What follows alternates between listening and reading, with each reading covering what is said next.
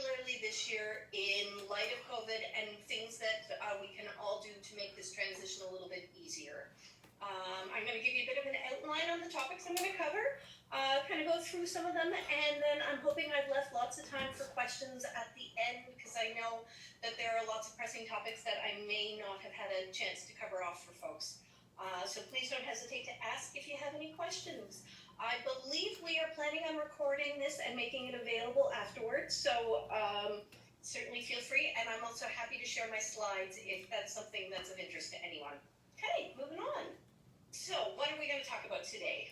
It's disappeared into the purple, but we're going to first of all talk about the importance of self-care for all of us as adults moving forward. And then I've got a whole bunch of different worry topics that I want to cover off that we're kind of heading into this year. And then some specific topics around what to do about sleep, what to do about masks, screen time, all the things that went haywire over the last few months, how to get them back on track. I want to talk a little bit about coping with stigma, and then highlight some supports and resources that are available to you. That's going to cover our time today.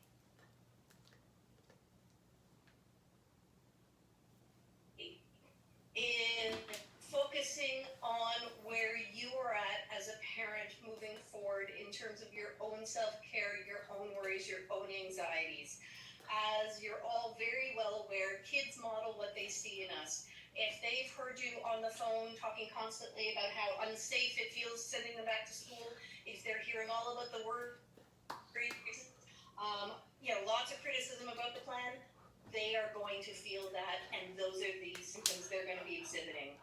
On the other hand, and I'm not saying dismiss it, I'm not saying, go in there and say, oh, everything's going to be perfect, but it's talk to them about your concerns in an age-appropriate way, and then talk about how you are coping with your own worries and fears and help them moving forward. And I'm going to talk a little bit more about that as we move forward.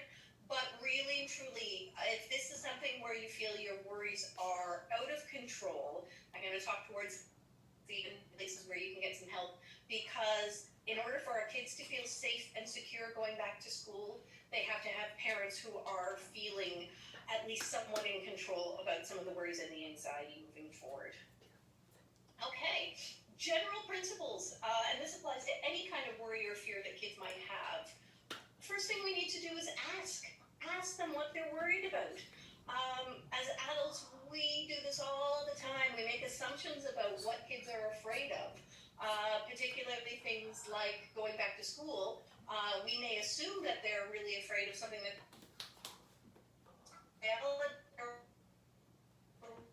and I'm not sure how to unlock the locking mechanism on it. Or it could be, there are so many different things that kids worry about that would never even occur to us. I hear more and more every year, and I've just learned to kind of leave it as a blank slate and let them outline what they're worried about. And then the important thing is to validate those fears. Really important not to minimize them, because as adults, to us it feels kind of silly and kind of little, and it could be I don't know how to operate the lock on my locker. Well, we can work on that, but don't dismiss it as oh, don't be so silly, that's going to be easy, or oh, don't you worry, that's going to be fine. Validate those concerns and go, okay, I'm hearing that that's something that's really worrisome for you. Reassure them, and then help them problem solve. And this is where, again, that coming in earlier, talking about your own coping and being able to say, look, this is what I do when I'm worried about something, and this is how I problem solve different options. So let's problem solve together to figure out what are the things that you are most worried about, and see if together we can figure out some ways to solve them or plan for them or prepare for them. The other thing in terms of moving forward, especially this year, is really important to know what your child's coping style is like. Some kids are real information seekers. They want to know every single detail about what everything is going to look like. And this year in particular, that's going to be really tough. So this year is going to be really difficult on those information-seeking kids. Those are the ones that in the past I would have said arrange for a tour the week before, go in, see the classroom, see the seats, see all of that kind of stuff. That we're not going to be able to do this year. So it's going to be a walking it through it verbally and helping them cope with some of that ambiguity for the first time. Or is your kid an avoidant one who's like, no, I don't want to think about it ahead of time because that'll just stress me out and I'll just deal with it on the day of. So, and obviously there's some kids that are kind of somewhere in between, but very often it kind of tends to go to more one of those two directions. So know your child's coping style. And we forget this on all of it because we're worried about the stressors. What are they excited about? I have talked to more kids in the last couple of weeks who are beyond excited about the idea of going back to school. They're looking forward to seeing their friends. All of the typical back to school stuff like, yeah, I got my new backpack and I got my new pencils and maybe I've got, things that I'm excited about happening. And believe it or not, a lot of the kids are usually excited to have a bit of a routine. They're going to grumble about it, but that return to a routine, that return to familiarity, is something that some of them really are seeking out. And it's also important to talk to them about what are the things that they've missed? Like, what are they excited about getting back to doing that they haven't been able to do? And you might be surprised at what comes out, including, I, again, have kids very begrudgingly go, work, which even they kind of are a little sheepish about it, but kids crave normalcy and routine and structure. And that's the one thing we've taken away from them for the last 6 months. So some of this will disappear after the first week and then all of these over and they've seen the friends and they're in fights with friends and they're moving forward. But at the moment, these are some of the things that kids are excited about. So again, really play up with them. What are the exciting things? It's not all doom and gloom. And maybe there are at least, even if you can find one thing that they're excited about moving forward, that will certainly help you out. Okay, let's talk about the first day of school, which is a big deal for a lot of parents. There's a lot of routines, there's a lot of rituals tied up in it. Some of them you're going to be able to do this year, some of them you're not going to be able to do.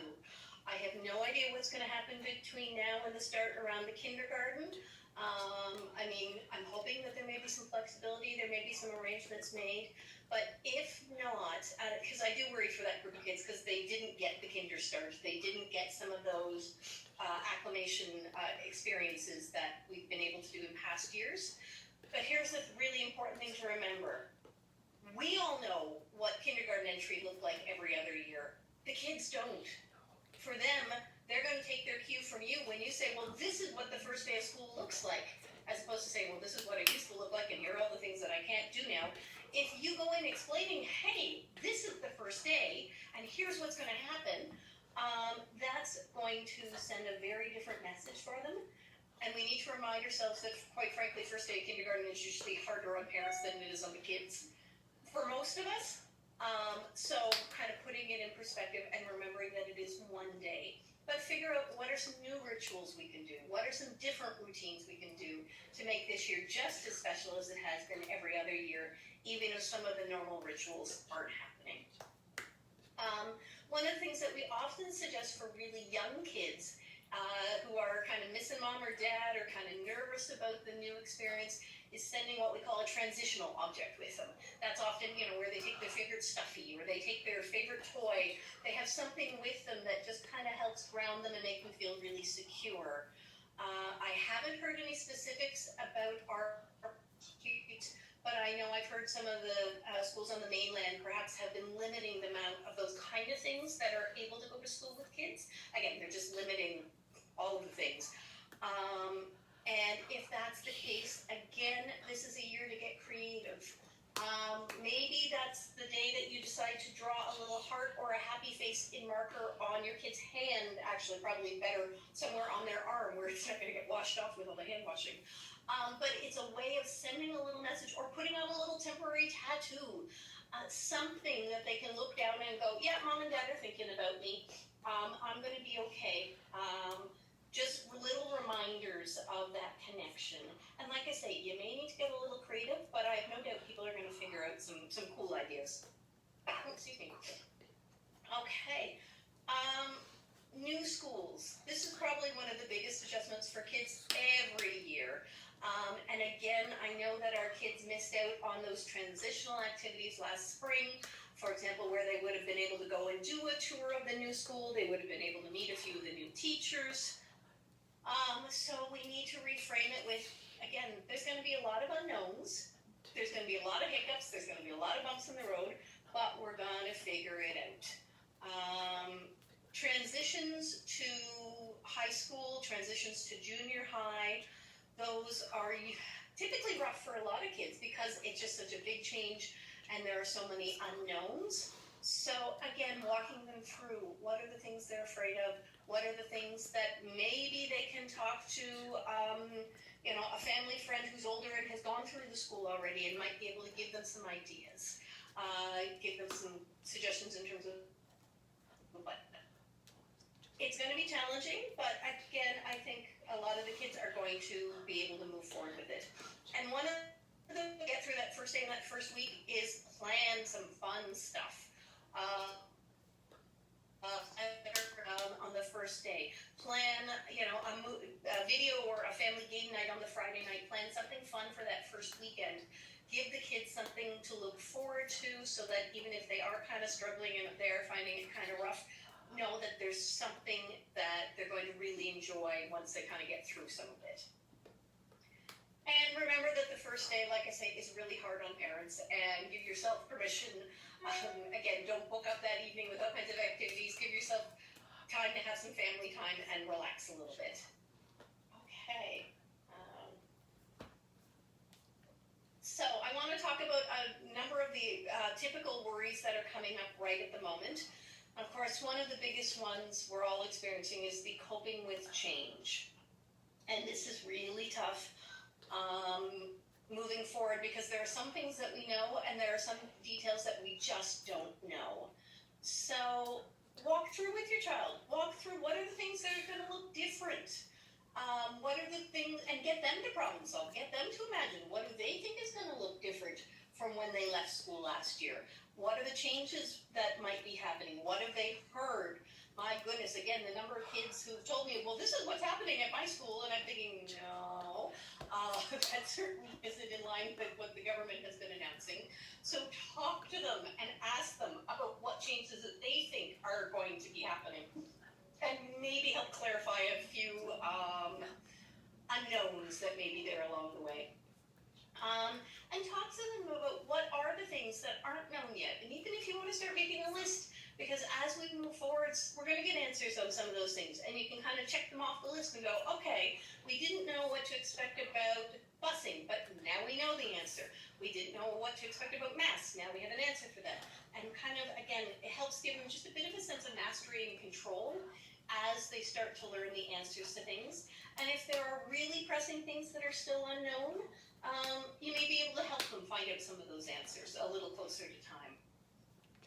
Again, focus on what will be familiar. There's going to be lots and lots of changes, but there are lots and lots of things that are essentially the same about going to school, having your classmates, having your teacher. So help them to focus on what are the familiar things, what hasn't changed. And this is a big one, and this has been really tough, especially as kids have started to move back to some activities over the summer.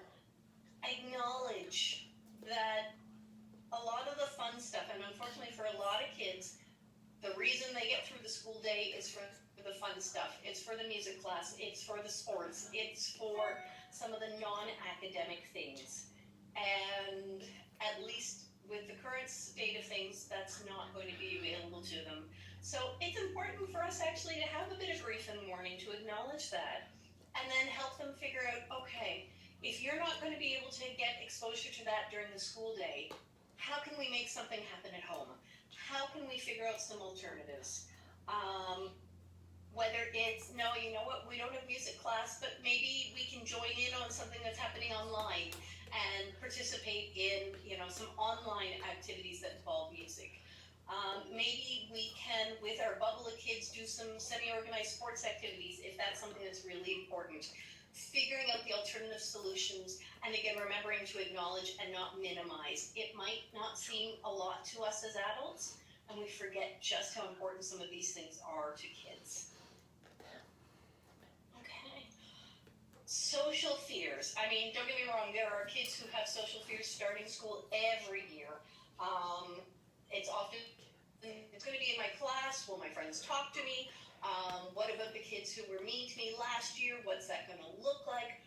All of those typical worries have in some ways been magnified and kind of warped in different ways. So I'm thinking particularly of kind of junior high and high school kids, but some of those social relationships have really changed. Depending on, the bubbling effect. There are some people who kids really haven't seen all summer, or maybe they've talked to a little bit online, but the normal hanging out all summer at the beach or going to camp together, all of those normal social interactions didn't necessarily happen in the same way this year. So there are some people going back to school very insecure about their social relationships. Sometimes, especially with the bubbling, we sometimes see kind of little cliques develop amongst kids in a class. Well, if you weren't part of their bubble and they've come in and talked about all the fun things that they did all summer that you weren't part of, that's hard for a lot of kids to accept, even though they understand the rationale behind it. But yeah, just that feeling of, was I left out? Was I excluded?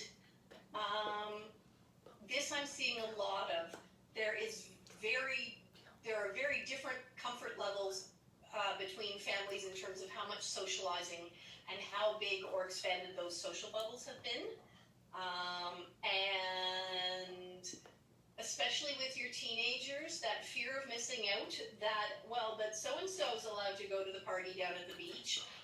Why can't I do it? Or what do you mean I can't go over to my friend's house when I don't know who else might be there? Again, a lot of these are common restrictions that as parents you have to put in place, but under the COVID restrictions, they're just that much more. So there may be a little bit of kind of chomping at the bit to get out and be doing more of the socializing than families are ready for it. So this is one of these times where kids and teens may need your help navigating some of these new social norms and really kind of figuring out, okay, I've actually only been talking to my friends over video games for the last few months, and that's been awesome, and I've loved it. What do you mean I have to talk to them in person now? And how am I going to sort that out? Because I'm really not sure what to say, or I'm feeling nervous because I haven't spoken to someone in 6 months. And, was that their fault? Was that my fault? Were they avoiding me? What does that all look like? So I suspect we're going to have a few bumps and stumbles from the social perspective as we're moving forward. Uniformly from kids, especially in early days of the pandemic, was how much they were enjoying having time to spend with their families. Don't get me wrong, by the time the bubbles expanded, they were desperate to get out and spend some time with other people. But it was a bit of a reminder. Think back to like March and April with the, oh right, we actually did puzzles together. We did family game night. We made pizzas together. We did things together as a family. And as we move forward into this new school year and as life kind of starts to get more hectic, I think it's really important. The number of kids who talked about how much they enjoyed that, and making sure that that doesn't get lost as we move forward. So it's not just the social relationships with friends, it's also important to maintain that social relationship within the family.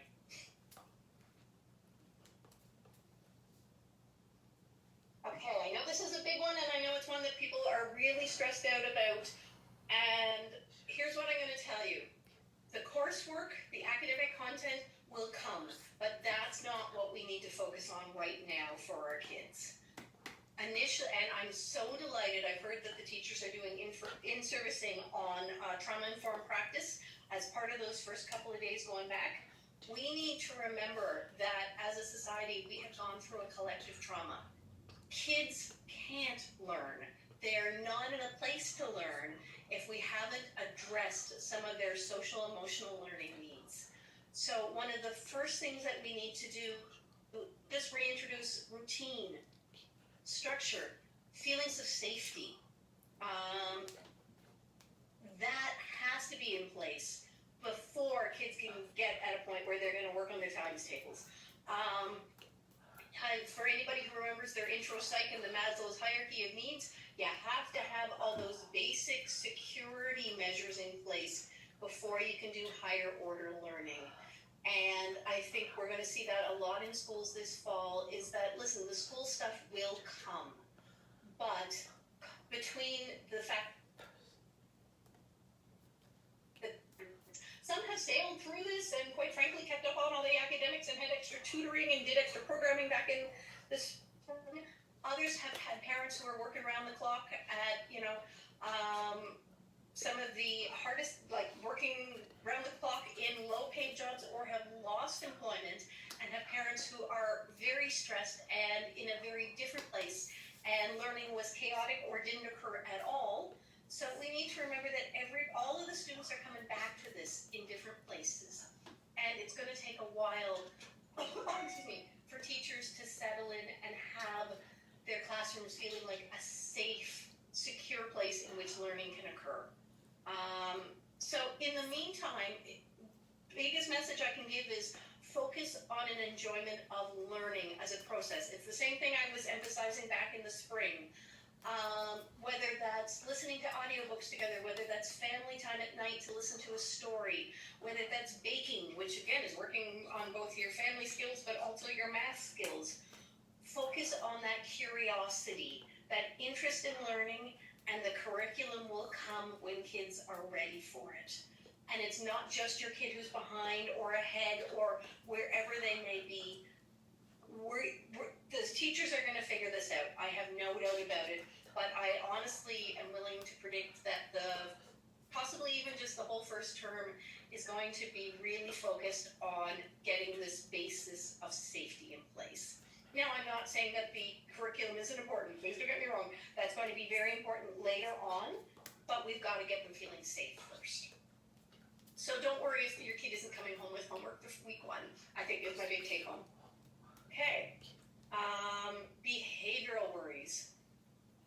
Again, this is going to look different for different kids, but in particular, there's going to be new classroom restrictions, things like not being able to kind of get up and move around in quite the same way that you might have once been able to do, which is going to be challenging. I do a lot of work with kids with ADHD. I'm already anticipating some of the struggles this is going to cause for them. So it's going to be important to have an open dialogue with your child to find out, if you can't get up and move around the classroom like you used to last year, what are some ways that we can help keep you focused and on task in your seat? Maybe it's things like there are wiggle cushions. There are the elastic bands that we can put along the bottom of the chairs that kind of help with some physical movement. Maybe we can talk to the teacher about what else might be available in terms of some fidget options, or maybe in terms of your seat placement within the classroom. If your seat is in a place where, it's on kind of the edge of the classroom so that you actually do have a little bit of space where you can stand up and move around or walk around. We're going to get creative, I think is where it comes down to. But be prepared.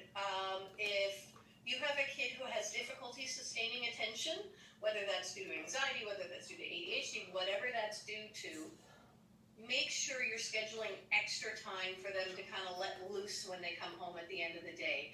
Now is not the time to say, well, it's far more convenient for me to stop in and pick up some groceries at the grocery store on the way home, because you have a kid who's going to be prone to far more of a meltdown.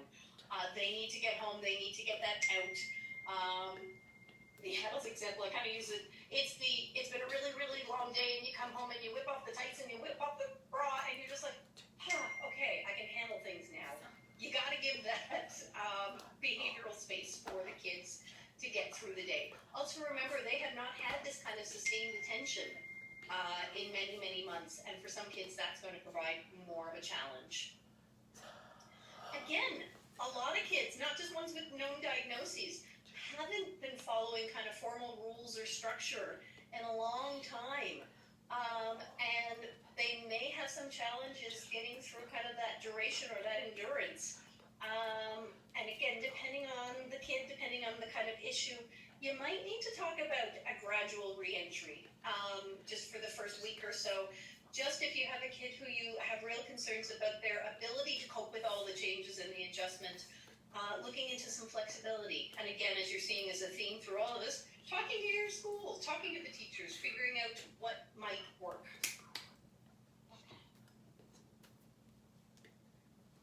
We've had lots of of discussion during this pandemic about the impact on mental health and the long-term implications on mental health.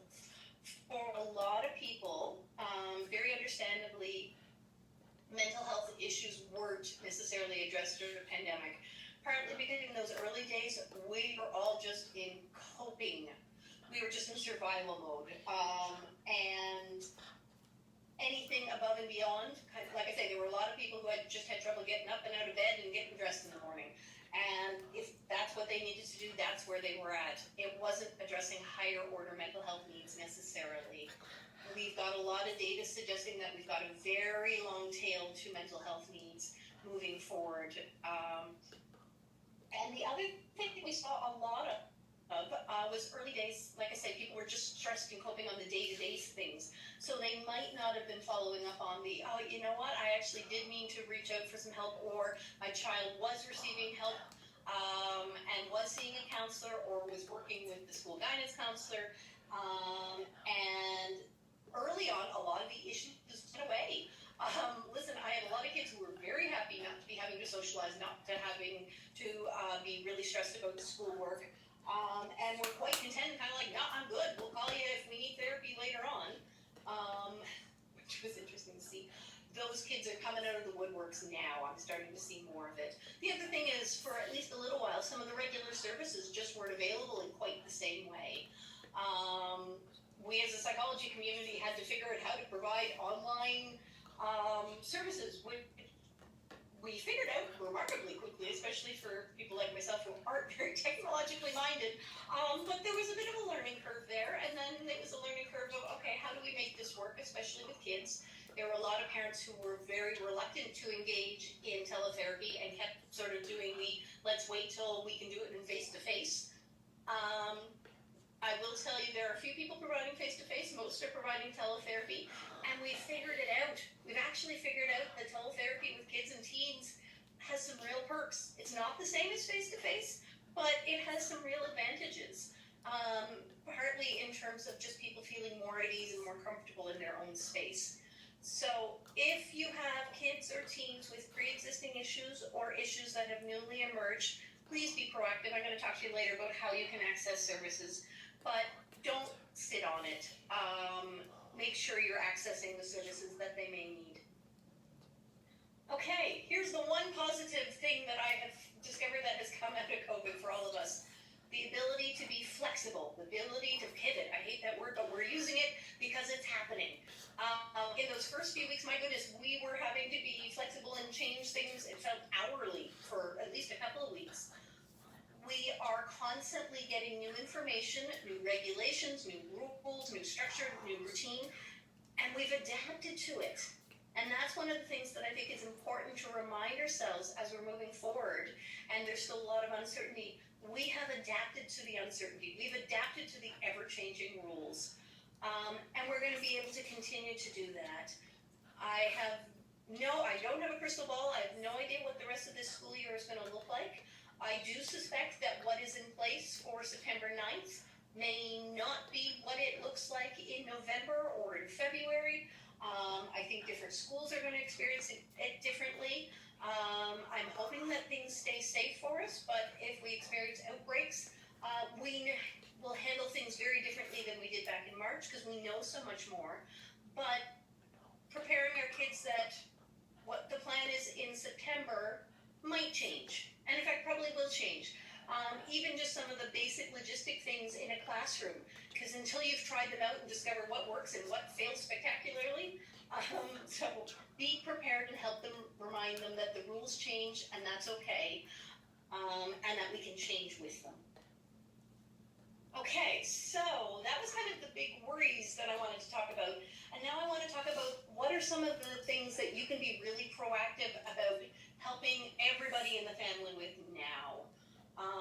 This time every year I start talking about sleep, because for most of us over the holidays, sleep gets a little bit off track, same as our eating and our drinking and all this kind of good things, but sleep seems to be the one that really goes off kilter. And this year, because of COVID, it is more disrupted than ever for a lot of families. I think about a lot of my teenagers who weren't able to get summer jobs this summer, for example. So they're sleeping until 2 in the afternoon and up until, all hours of the night. Those early morning alarms are coming soon and they're going to be painful. So the good news is we've got about 2 weeks now to start making some changes, which is going to give us enough time. Okay. The way that we get sleep back on schedule isn't so much to worry about bedtime, which I know feels counterintuitive. It's to focus on what is the wake-up time, or what time is an alarm being set for. And I kind of describe it as the slow Band-Aid or the fast Band-Aid approach. If you and your family have kind of gotten a little off track, so if normally your kid needs to be up at 7 and they're currently getting up at 8:30, not a problem. You can do the slow Band-Aid approach. What we do there is for the next 2 weeks, if they're getting up at 9:30, set an alarm for 9:15 and keep it at 9:15 for 2 to 3 days, and then move it up. 8:30, I should say. Move it up by 15 minutes, and then another 2 or 3 days, and move it 15 minutes earlier. Our body really doesn't notice a difference of 15 minutes. It's less painful, and we're able to make that shift. However, if you've got people in the family who are waking up at noon or 2 or significantly later in the day, you may need to do what I call the fast Band-Aid. It's short but painful. And you decide, okay, even if you said this week, for the next week, wake up time is 9 o'clock. If you're used to getting up at noon, set the alarm for 9. You're up and out of bed at 9. There's no napping during the day. That first night, you still might be up till 2 or 3 in the morning. Next morning, that alarm goes off at 9. You're going to have a grouchy teenager for a couple of days. Be prepared for it. But by about night 2 or night 3, they're going to start naturally going to bed a little bit earlier because they're just so tired. And then the second week, move it up even by another hour or 2. But work on that strict sleep reinforcement, because otherwise that first week is going to be a very harsh reality for everybody on an already stressful week. Okay, masks. Man, I've never talked so much about masks in my life in the last week. So I apologize if you've heard me talking about this already. But best possible thing you can do, kind of like the back to school piece, is check your own attitude. If you are someone who is very positive in terms of this is something we need to do, this is something we do to protect others, this is something we do so that we can go back to school, kids are going to pick up on it. If you're someone who's very resistant to wearing a mask and grumbles about it and complains about it, and your kids are going to pick up on it, and you're going to have much more difficulty getting them into it. Best thing I can suggest at the moment, if you have kids who aren't used to wearing it, or who've only been wearing it very, very occasionally, is start building up some tolerance. Now is the time. Get them to start wearing it for short periods of time around the house. So not just because they're in a store and they have to, but to start to get them acclimated to it. If you can, you can turn it into a game with a timer. You can do things like, okay, we're going to watch a TV show and we're all going to wear them for the duration of the TV show. Again, assuming you have a kid who deals with responsible time limits, you can keep that mask on while you're playing video games. As soon as you take the mask off, video games go away. You would be amazed how long some kids can suddenly discover that they can wear those masks. But it's making it fun, and it's doing it while it's something that they're distracted, they're busy, they're otherwise occupied. The other really important thing, please look at this, is teaching them how to safely put them on, take them off, and store them. I cannot tell you how many interesting things I've seen with masks recently. I'm not going to show you the whole video, but I just want to refer, and we'll see if my technology then messes me up trying to come back to it. But I'm hoping everybody's aware that our, let's see, this may or may not work. Here we go. That our Chief Medical Officer has put out a little video. Hi everyone, I'm James Fitzgerald, Chief Medical Officer of Health, and today I'm here with 2 very special little girls, Grace and Lauren, my nieces. So we're going to talk to you a little bit about masks, and you'll notice that we're kind of close to. So I'm going to make sure people know that that is there, and you can, okay, I think I came back. It's a a 2-minute video, and it's a lovely way to demonstrate to kids how to do that safely, which is one of the things that I think gets missed in a lot of the instructions. Overall, make it fun. Again, if it's something that feels forced, you're going to see a lot of resistance. This is time where we make it fun, we get creative, let kids figure out how do they want to express themselves. Help them figure out what kind of fabrics might they like. Do they want to show their love for a favorite sports team? Do they want to show how much they like cats or dogs or penguins or, you name it. So give them some control and choice over it.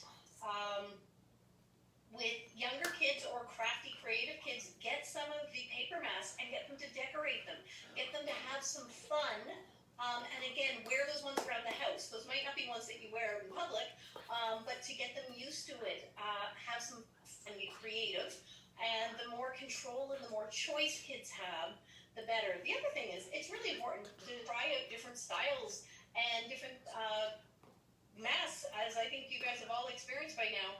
No two masks feel exactly the same, and even the paper ones that we're maybe getting at work, some of those boxes are far more comfortable than other styles. So figuring out what's going to work for them.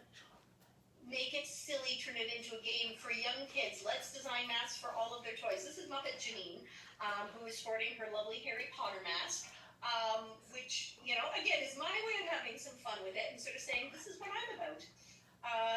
But have them turn it into a game.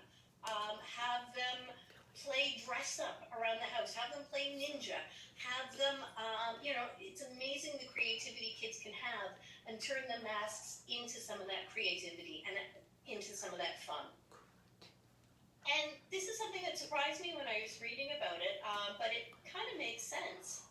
For some kids, wearing a mask may actually be a way to reduce their anxiety.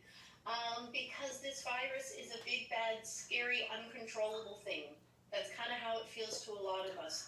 So reminding kids that there are some things that they can do that are in their control. Washing their hands, wearing their masks, keeping social distance. These are things that give them some semblance of control over the virus. And it's really important to kind of remember that. Okay, screen time. Sorry, this feels weird speaking in a void, so I'm hoping I'm going at an okay pace for folks. Screen time, again, this tends to go out of whack over the summer for most people, and I generally suggest, unless you've got a kid who has real difficulty setting boundaries and limits around electronics, we're probably going to be okay moving forward. But let's face it, our kids have been spending way more time on screens than ever before. And it's also important to remember that not all screen time is equal. Chatting with friends, playing an online video game, but chatting with friends at the same time, versus going on YouTube, versus playing games, versus hanging out on TikTok. Like they're all very different, and I don't want to lump all of them together as one big bad evil screen time. Some of it has actually been really helpful, but definitely kids have been spending a lot more time on their screens than normal. I am hoping that for most kids, as they return to school, and this happens every year, their days are just busier. There's more stuff going on. They're in school. They're working on after-school projects. They just have more on the go, so that the sheer amount of time being spent online becomes less.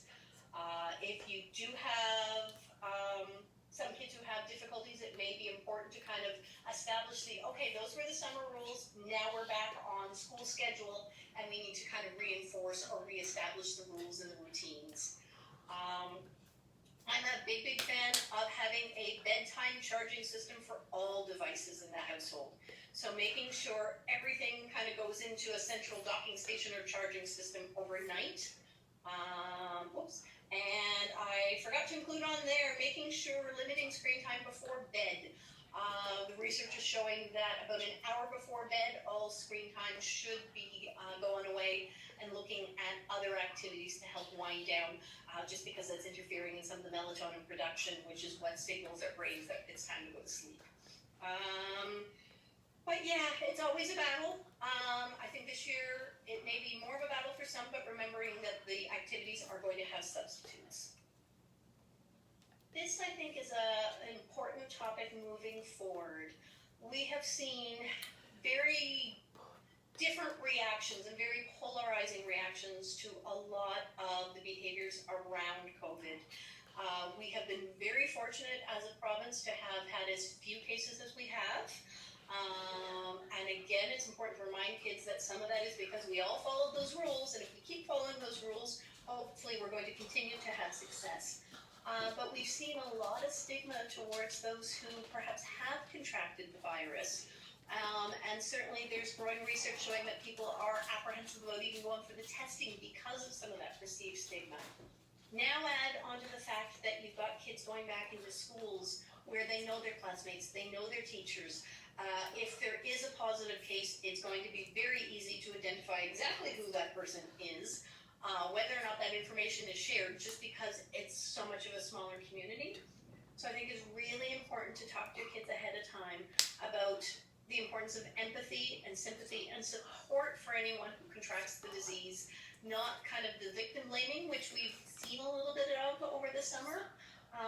But again, talking about just the importance of that empathy. And kids are fabulous at this. It's an important reminder. The other thing is talking to them about individual differences. There are going to be some kids who can't wear a mask for a variety of reasons. There are some kids who, even though a mask may not be required, are going to be wearing one full time. And knowing that, reminding them that everyone's circumstance is different, and that what they need to focus on is following the rules that you've set for them and that the school has set for them, and that everyone is going to look different, and that's okay, but also not to be policing or not to be giving other people grief if how they are having to follow the rules looks a little bit different. I know I posted this when I did my webinar in March, but this is still really important, especially when we're just attitudes. And don't get me wrong, I get as frustrated as anybody. I go to the store and I see the masks under the nose, and my little inner voice has conversations.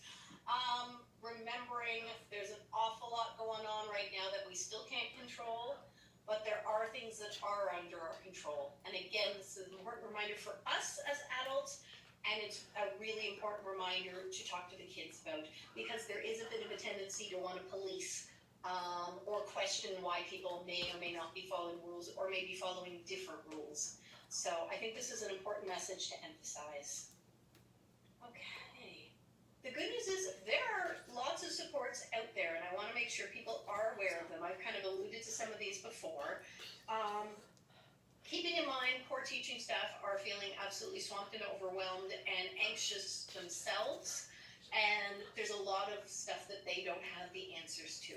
But when in doubt, remember, they are there. They want to hear your concerns. If you have worries, if your child has specific worries, don't hesitate. Reach out. Talk to your guidance counselor. Talk to your child's teacher. Talk to the school administration. Keep in close contact. You guys have been hearing lots over the summer. The Health Crisis Line, Kids Health Tech Line, Eastern Health Center Intake, about Bridge the Gap. APNL has a Find a Psychologist function if you're looking to access a psychologist. This came across my social media yesterday, and I thought it was an important one to include. This is going to be a challenging fall. There are going to be bumps. There are going to be successes. There are going to be mistakes made. But moving forward, figuring out how are we going to get through this so that our kids are happy, healthy, secure, and learning. A couple of resources that I wanted to mention to you, and again, I'm happy to share these with folks. I'm not going to go into each of them, but the Anxiety Canada, if you're not familiar with this website, it has all things anxiety. I highly, highly recommend it. The Child Mind Institute, which is based in the UK, has produced some lovely back-to-school resources for families. I'm assuming everybody's now familiar with the Sick Kids document and the edited document that came out giving suggestions for back-to-school reopenings. That one's out there. And then these are two that I found that I thought were really helpful. Some of the students at Harvard Medical School put together what they call the COVID classroom. And it's a way of coping and discussing COVID at each of the different age ranges. And it's ways of helping to explain it. It's helping to deal with some of the worries and the concerns. It's a fabulous document. And then the last one that I wanted to highlight came out of the Psychological Society of Ireland. And again, it's got lots of strategies and suggestions around back to school. Obviously, not all of it will apply to Canadian classrooms, but there's a lot of it that will. I know it's kind of weird with some of these links. For what it's worth, I have also posted all of these links on the APNL social media, so Facebook and Twitter. Those links are available there as well. But again, I'm happy to share slides, happy to share the links.